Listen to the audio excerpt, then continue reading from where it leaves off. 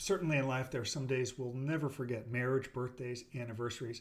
The day you learn that you're the target of an investigation, even at the time you didn't know that you were the target of an investigation. It started for me the 15th of December 2005 when I was on a lunch date at Houston's restaurant in Century City, and my branch manager, Rich, called and said, "I need to see you back at the office immediately." As I made that walk from Houston to the Century City Mall to the 30th floor of the UBS towers, I knew that something was awry. I could hear it in my branch manager's voice, and I knew we had a problem because of a hedge fund client that our team had brought on 2 years earlier. For transparency, when we brought on our client 2 years earlier, I knew that he was dishonest. I had worked with him earlier in my career, but my perceptions of him didn't dissuade me from accepting his $6 million hedge fund. I wanted the assets, I wanted to trade, and I rationalized from day one, he manages the money, not me. But it didn't change over the next 2 years. Our team worked to cover up the heavy losses that his hedge fund was generating,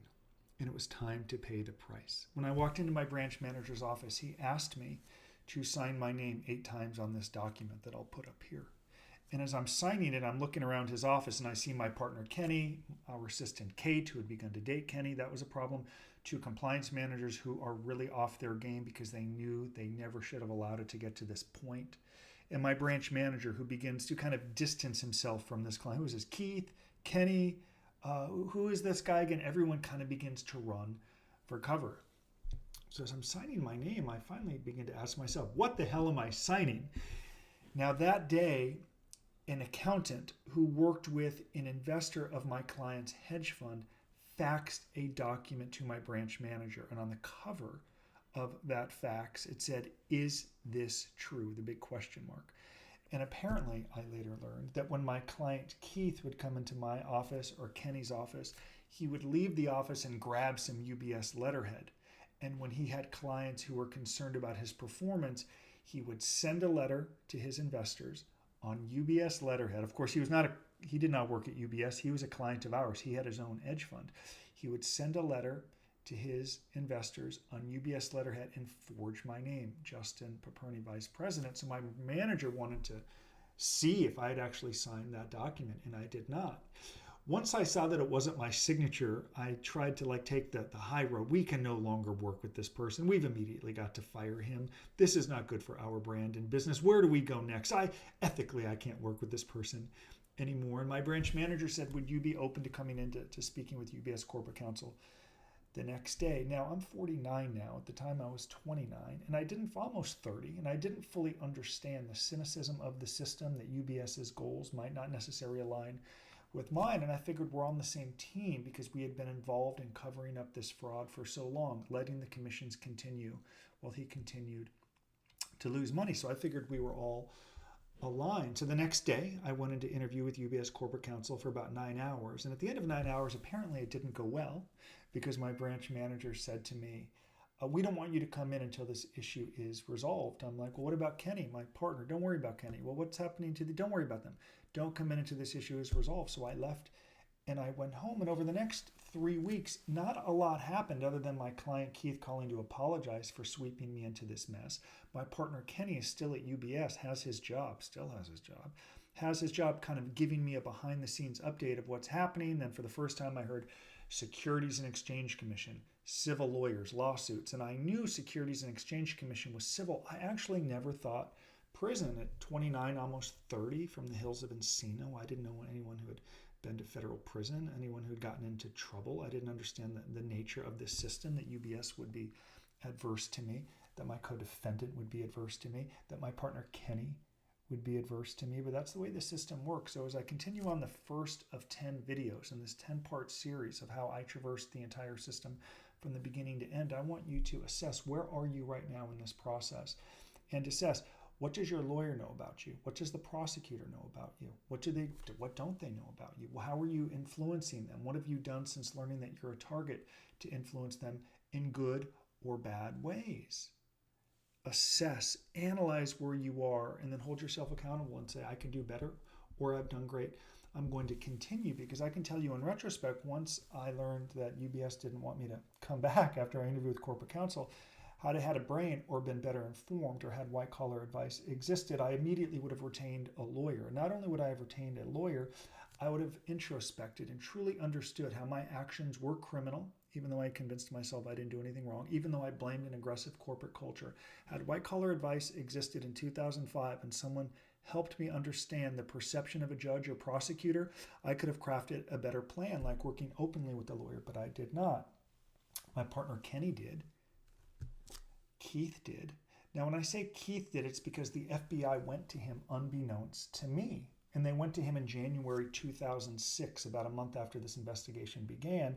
And I learned they went to him the day that UBS actually fired me. And that was January 16th, 2005. My branch manager called me in. I was so naive. I thought I was going to get my desk back. He's like, we're letting you go for inconsistent answers you gave during your interview last month. And I'm like, you're letting me go for inconsistent answers, not for working with a hedge fund manager. We knew the dude was a crook and we were making a ton of money and we tried to cover it up.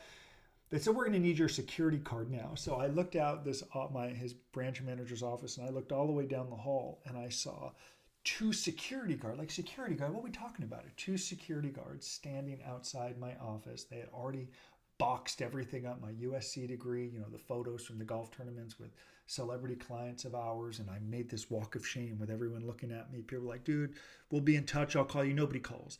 I'm thinking of you. Nobody thinks of you. They just move on with their day. It felt like Jerry Maguire when he's like, let's see how they do without us. And 15 seconds later, 2 seconds later, they moved on. All is forgotten. So it's embarrassing to make that walk. These two dudes walk me down to my car, put everything into my BMW, and just like that, I'm fired. And I had convinced myself, all right, man, I'm 30. I still got some resources. I got $1 million bonus. I'm good. I'll find something new. I'm resourceful. I'm an entrepreneur. Everything is going to be okay. Still never thought about prison. Not a whole lot happened over the next 3 months until the 28th of April, 2005. I'd go to prison 3 years to the day later. The FBI knocked on my front door. They walked in. It was Paul Bertrand and another FBI agent. And I noticed I'm like 5'10"ish.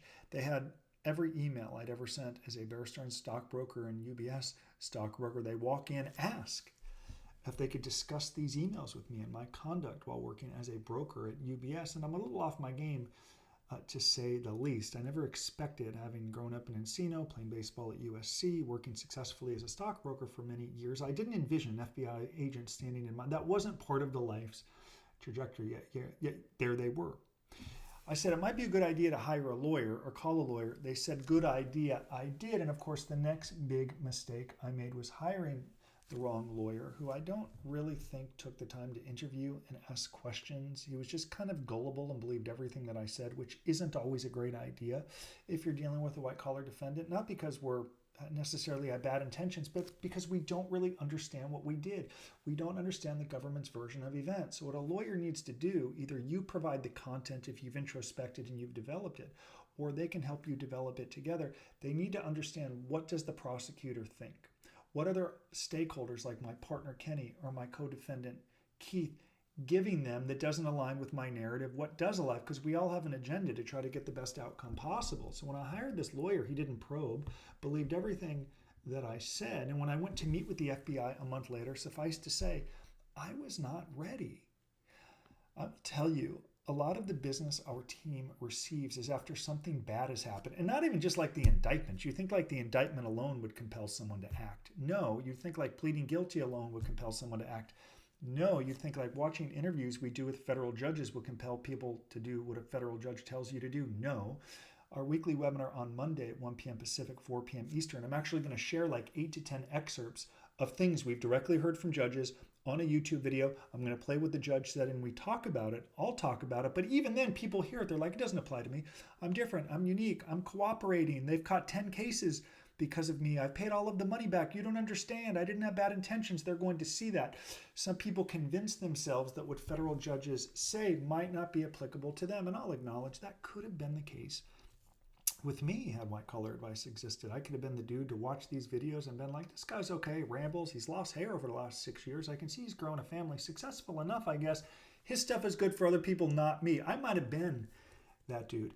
I'd have been that dude. I don't want you to be that dude. I want you to listen to what we're saying and I want you to implement it, meaning if you have a meeting with the government, are you ready? Because we do get a lot of calls when people are like, I had a terrible proffer. My probation interview went terribly. What happened? I thought they were going to ask for 2 years. They're recommending 5. They're adding on enhancements. What is this? I just got a plea agreement that is totally made up, and it's just totally made up. And I asked my lawyer, and the government said, take it or leave it. If you leave it, they're going to take you to trial. So now I'm signing a plea agreement that isn't factual, and then I reverse engineer the choices they made leading up to the plea, and they're like, damn, I probably could have done more to influence it. I'll put up a little screenshot here of someone in our community who used his narrative and release plan and a timeline we built to influence his plea agreement. He got several points off. The advocacy was working before he signed the plea. But some people won't do it. And that's okay. I just want you to own and understand everything that follows it. So if you have big meetings upcoming, or if you've had bad meetings previously, it could be a good idea to change course. When I sat for that meeting with the FBI, Paul Bertrand, the FBI agent, asked me pretty quickly, pretty directly, did I ever recall reading a press release stating that my client Keith, the hedge fund manager, was averaging 27% a year in his hedge fund? I was like, this guy gets right to the point, man. This dude's not wasting any time here. And I said, Agent Bertrand, I do not. Now, in my mind, I knew that he had sent me an email, but how could they prove that I read it? How many emails do you get? You don't read, you delete. How come? Are they going to jump into my mind, know that I read it? Yes. So what happened is I told him again, I do not recall a press release talking about a 27% average annual return in my client's hedge fund. Then he put his finger up and I said, this doesn't look great. Reached over,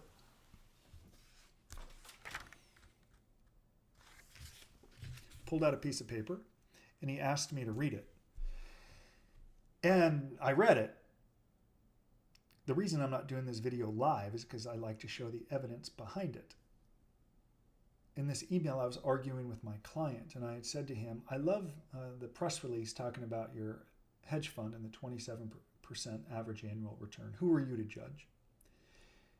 The FBI agent Paul Bertrand, who's now a buddy, he's the one who eventually invited me to speak at the FBI Academy upon my release, said, Justin, do you recall a hedge fund or a press release talking about 27% a year? I'm like, I may recall. My lawyer abruptly ends the meeting, shuts the meeting down. We go outside, and I'm like, did it go good? How do you feel about what went down? Because I don't have a great feeling. It seems like I might have done some harm. I don't really think I was prepared for any of their questions. Should we have role played? Did you? I had an interesting conversation a few weeks ago with a client. Really strong, direct, type A client. Nothing scares him. He's like, if I hired you, I'm going to get value from you. I'm respectful, but you're going to do the work. So we wanted to role play with his client, with his lawyer before the proffer meeting. The lawyer didn't want to do it. And he's like, he used an analogy that I've used in videos. Does Tiger Woods or Phil Mickelson not play a practice round before the Masters? We are role playing, or I'm firing you. And the lawyer said, let's role play. And because they did, the proffer went better. Are you role playing with your lawyer, or role playing with people that you retain? I can tell you, people that retain our team to help prepare for the probation interview will do a mock interview. You have to practice. So many people don't. I should have done that with my lawyer because I would have been prepared to respond to these questions. Instead, my lawyer said it didn't go well, and now you have obstructed a federal investigation. And because of that, my life changed. But even after that interview, nothing happened for 1 full year till the 28th of April, 2006, that I'll talk about in video number 2. My marketing team says early in the video, I should say that I'm Justin Paperny with White Collar Advice, and we help people willing to do the work, who are open to doing the work, try to change the government's version of events, not through happy talk, cliches, and platitudes, but by building and documenting and growing. If that interests you, we can help you. If not, that's okay. Totally your choice, your life, your case, your future. So that's how I'll wrap up this first video of 10. Since you've learned that you're the target of a federal investigation, what have you done to mitigate? What have you done through your own efforts to change the narrative? What have you done to put yourself in the shoes of very cynical stakeholders and create a plausible, realistic message that shows you are different and how you will show that difference over time? Had I begun doing that December 15th of 2005, my life would be different. Profit from my losses, profit from my foolishness and being naive and lazy and not willing to do the work. Really grateful that you're in our community. Join our weekly webinar, Monday, 1 p.m. Eastern. We're going to play what judges have told us. Whether you do it or not is up to you. Thank you for being in our community. I'm very grateful and humbled. Bye-bye.